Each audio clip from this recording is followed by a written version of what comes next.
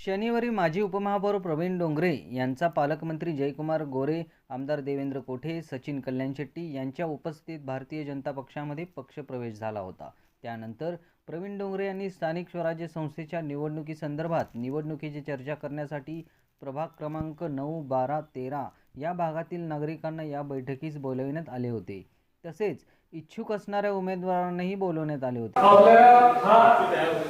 प्रभाग 9, प्रभाग 12 आणि प्रभाग 13 मागच्या निवडणुकीला योगायोगाने आपल्या प्रभागाचे 3 भाग केले की इथं प्रवीण डोंगरे निवडून येऊ नये म्हणून। अशा प्रकारे 3 भाग झाले।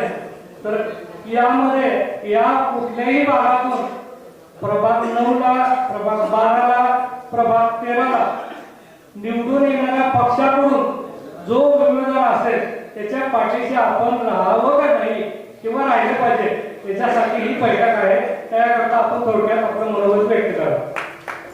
बहुतेक सर्व सुशिक्षित लोक, शिकलेले लोक, नोकरदार लोक राहतात, परंतु मतदान कसं होतं ते मी गेल्या 30-35 वर्षांमध्ये पाहिलं आहे।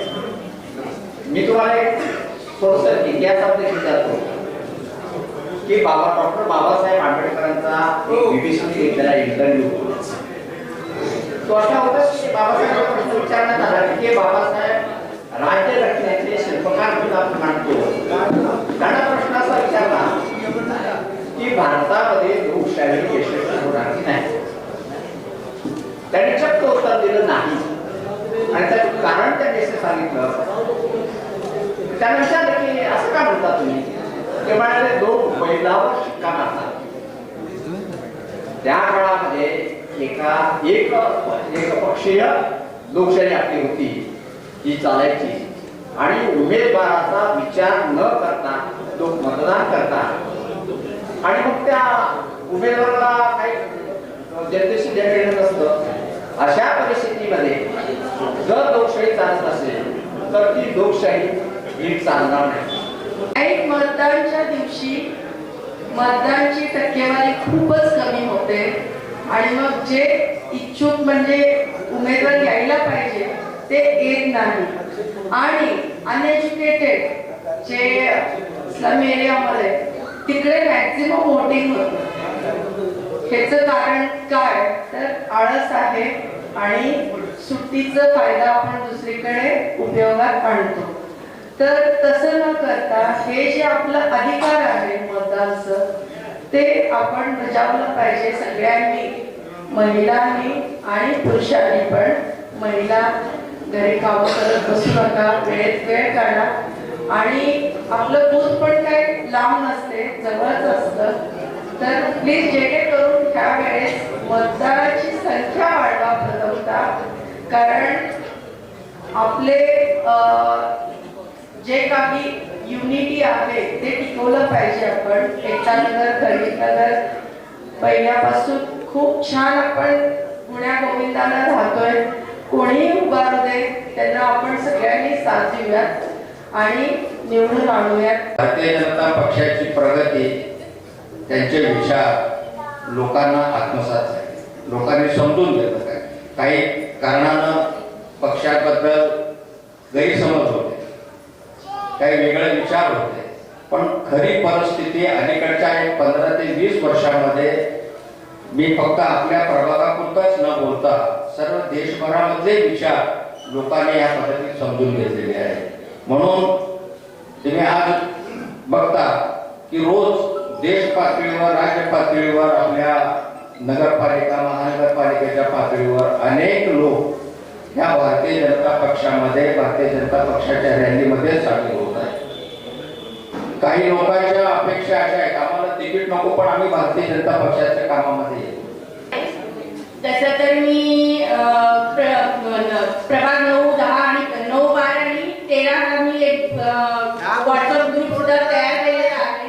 त्या ग्रुपमध्ये मी सहसा ज्यांचे समस्या असतील मी त्यांना त्यांची समस्या सोडवलेल्या आहेत आणि तळागाळात मी काम पण करते आहे। बऱ्याच वेळी महिलांचे फोन आले तर मी त्यांच्यापर्यंत पोहोचते, त्यांचं हे करते, झाड म्हणा, हे म्हणा, असे काही रिपोर्ट्स असते। आपल्या नगरसेवक नाही आहेत पण जेवढं आमच्याकडे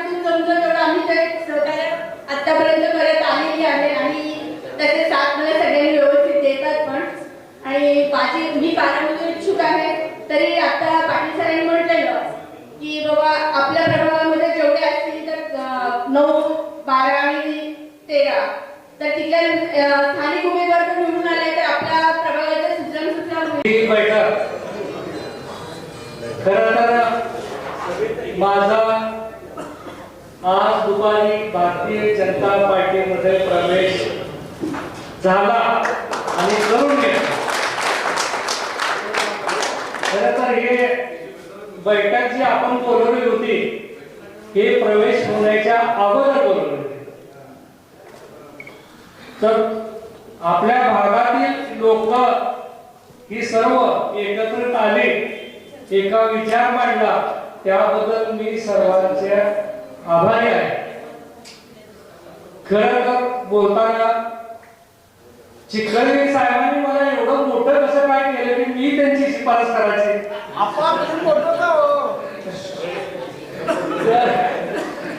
खरं तर मी आजच आलो, मला वाटत नाही बाबा माझी एवढी मोठी जे नाहीये. मी सर्वसामान्य आपल्यामधला एक कार्यकर्ता आहे. मला निवडणुकीमध्ये उभारू द्या किंवा नाही उभारू द्या, मी आज तुम्हाला शब्द देतो की इथून पुढचं काम आपल्यासाठी असेल. आता सुशील नाटकांनी जो मुद्दा उचलला त्या मुद्द्याचा मी साक्षीदार आहे. बच्या चेअरमन बरोबर फिरलोय, ची परिस्थिती माहित आहे. सुशील नाटकांनी प्रश्न उचलला तो मार्गी लागण्याच्या मार्गावर आहे आणि भाजपची सत्ता आहे. काम कसं करून घ्यायची ही आमची जबाबदारी. चिखलीकर साहेब निवडणुकीचा विषय नंतर, आता लोकांचे प्रश्न काय? दररोज पाणी पुरवठा झालाच पाहिजे. मी तुम्हाला सांगतो मी शून्य कारभार, तो कारभार मी प्रवेश करताना या भारतीय जनता पार्टीच्या अध्यक्षांनी भाषणात सांगितलं की प्रवीण डोंगरे महापुरवठे, मी त्यावेळेस त्यांचं पाणी पुरवण्याचं काम बघितलं, त्यांनी केलेलं नियोजन बघितलं आणि पाणी पुरवठा सुरळीत करण्यासाठी प्रवीण डोंगरेचा प्रवेश असा हा अर्थ झाला. प्रवीण डोंगरेला किती करून प्रवेश नाही, जरा गैरसमज सगळ्या काढून घ्या. भारतीय जनता पार्टीच्या लोकांनी तर पूर्णपणे काढून घ्या. आमची मागणी शहरातल्या विकासाच्या कामाची. दुसरं पाणी पुरवठ्याचा तुम्हाला विषय सांगतो. पाणी कधी पण येते, रात्री अपरात्री पाण्याची मीटिंग झाली. राष्ट्रवादी काँग्रेस पक्ष यांनी त्यांचे अण्णा बनसोडे माझ्याकडे आले, मी विषय मांडले आणि त्यांनी बैठक लावली नागपूरला. 40 मिनिटाच्या बैठकीमध्ये मी 30 मिनिटं बोललो पाण्यावर. तर सगळ्यांना कळाले की पाणी असून आपल्याला पाणी मिळत नाही. हा प्रश्न राहिला. बाग बगीचा गार्डन हे आपले सगळेच आहे. आता काळे सर या ठिकाणी आपलं एक सभागृह उभारलं पाहिजे. फार दिवस झाला, कारण जे काय लोक आहेत त्यांनी भरपूर काय प्रसंग बघितले, त्यांचे अनुभव भरपूर आहेत. पण आताची जी सूत्र आहे ती थोडी मुलांकडे पण आहे. आता मी मधल्या काळामध्ये निवडणुकीमध्ये पडल्यानंतर थोडं काम करायला चालू केलं, पण जे निवडून आले नगरसेवक त्यांनी सांगितलं की प्रवीण डोंगरेचं काम जर केलं तुम्ही तर अधिकाऱ्यांना तुम्हाला आम्ही सोडणार नाही. मग मी दुर्लक्ष केलं. लोकांनाही बघू द्या म्हणलं की नगरसेवक किती सक्षम आहे. तर नगरसेवक 7 पूर्वीचे सक्षम नव्हते. आता आपल्याला अभिमानाची गोष्ट काय आहे, आमदार देवेंद्र कोठे साहेब निवडून आल्यापासून या भागात कामं चालू झाले. अन्यथा 5 वर्षात ही 40 नगरसेवक फिरकत होते, त्याचा थोडाफार वेळ उभी राहतो. नगरसेवक कोण आहे दाखवा अशी परिस्थिती आली होती. केंद्र साहेबांनी बोर्डावर दिलं होतं नगरसेवक दाखवा बक्षीस मिळवा. असं न होता कुणीही उमेदवार असू द्या, पहिला प्राधान्य मी आता भारतीय जनता पार्टीच आहे. भारतीय जनता पार्टीला पहिलं प्राधान्य असेल. चिखलीकर साहेब तुमचा कुठलाही उमेदवार असला, तुम्ही आता शब्द दिलाय लोकांबद्दल, उभारणाऱ्या उमेदवाराने शब्द दिलाय, सगळ्यांनी शब्द दिलाय, डॉक्टरांनी शब्द दिलाय. पण माझी जबाबदारी म्हणून पहिला उमेदवार भारतीय जनता पार्टीचा असेल, नसेल तर कुठलाही उमेदवार असू द्या सांगणार आहे, कारण मी आता पक्षात आहे. पण तुमच्या मनात काय मी ओळखलं, तर आपल्याला आपल्या भागातला उमेदवार असला पाहिजे ही आपली सगळ्यांना मागणी. आणि मी आपल्याला सगळ्याला विनंती करतो, ही मागणी एवढ्या 15 मध्ये नाही राहिली पाहिजे. सगळ्यांनी चिकळगी साहेब, स्थानिक आमदार देवेंद्र कोठे साहेब, मॅडम आहे, सगळ्यांकडे पहिला प्राधान्य भारतीय जनता पार्टीला देऊ, दुसरं प्राधान्य तुम्ही म्हणता तिकडे आम्ही तयार. अशा पद्धतीने आपण काम करूया. आणि या भागाचे नगरसेवक, आता सरांनी तर फार मोठं सांगितलं, 4 नगरसेवक, 9ला 4, 12ला 4, 13ला 4 एवढे नगरसेवक होऊ शकत नाहीत आपल्यातले. ते कसपटे काम झाले तर सांगतो 12ला होते, कारण त्या एकट्याच 12चा इच्छुक आहेत. आता आपल्याकडे 9 मध्ये मनोरे मॅडम आहेत, बाकीचे सगळे लोक आहेत. अजून काय फॉर्म कोणी भरले, कुठल्या पक्षावर इच्छुक आहेत. आमचं बबलू पुणे धडपड करतो, आमचाच कार्यकर्ता आहे. त्याच्यामुळे आमच्याकडून अपेक्षा आहेत, आपण करू, व्यवस्थित करू.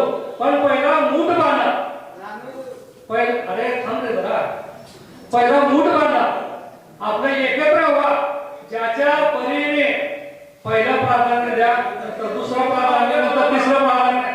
आपल्याकडे उमेदवार आपण निश्चय करत जाताना की आपल्या भागातला उमेदवार आपल्याला निवडूनच आणायचा आहे. अशा पद्धतीने आपलं काम आहे. आपण सर्व आहात आणि मला काय आता कामाची सांगायची गरज नाही. मला जे काही उमेदवार येतील तिथले कुणी उभारतील त्यांच्याकडून काम करून घ्यायला मला सांगा, ती जबाबदारी मी घेतो. यावेळेस शिवयोद्धा प्रतिष्ठानचे कार्यकर्ते, पदाधिकारी, कर्णिकनगरचे चेअरमन काळजे आणि पाटील, माधुरी बिराजदार, नवनीत सोमा, प्रताप राजगिरी, सुनील जाधव, यशवंत साळुंखे, भंडारी, बंटी क्षीरसागर, सुशील नाटकर, दीपक वट्टे, प्रीतम बोदले, कसपटे मॅडम, डॉक्टर मदने, अजय कुलकर्णी, विद्या मनोरे, क्यातम सर आदी उपस्थित होते. यावेळेस जो ही उमेदवार देऊ त्याला आपण निवडून देण्याचा ठाम निर्णय प्रवीण डोंगरे यांनी घेतला.